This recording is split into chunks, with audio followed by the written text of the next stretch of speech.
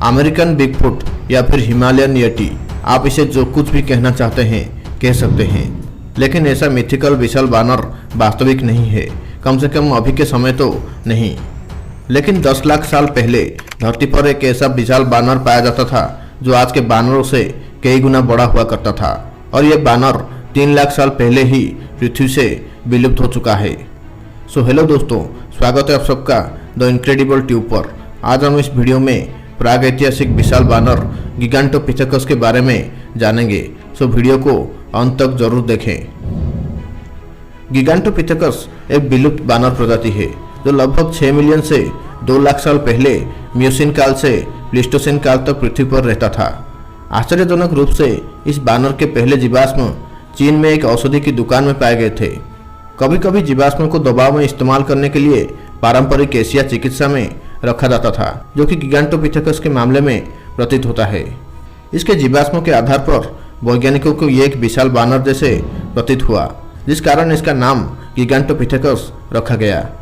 यदि आप गिगांटोपिथेकस पर करीब से नजर डालें तो विशेष रूप से देखेंगे कि ये बानर साइज में बहुत बड़े थे, लगभग 9 फीट लंबा, और इसका वजन लगभग 1000 पाउंड तक हुआ करता था। गिगांटोपिथेकस के बारे में एक दिलचस्प तथ्य यह है कि उनके महान आकार के अनुसार वे बेहद मजबूत रहे होंगे। वे एक आधुनिक इंसान से 12 से 20 गुना ज़्यादा मजबूत हो सकते थे। कुछ क्रिप्टोजूलॉजिस्ट मानते हैं कि ये बानर कभी विलुप्त ही नहीं हुए हैं।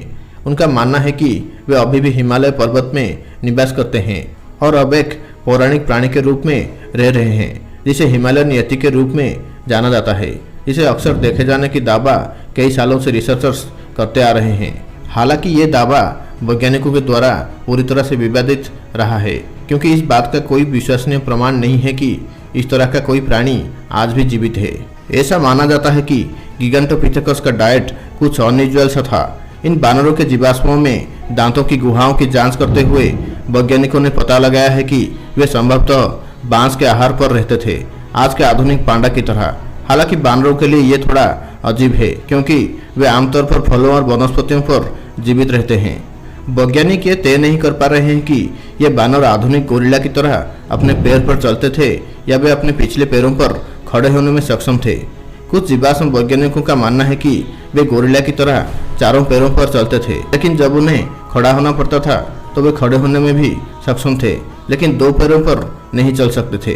गिगांटोपिथेकस बानर प्रजाति 6 से 9 मिलियन वर्षों तक अभी के दक्षिणी चीन के उष्णकटिबंधीय जंगलों में पनप रहे थे, लेकिन लगभग 1 लाख साल पहले प्लेस्टोसीन काल के लास्ट आइस एज के दौरान ये बानर प्रजाति पूरी तरह से विलुप्त हो गए।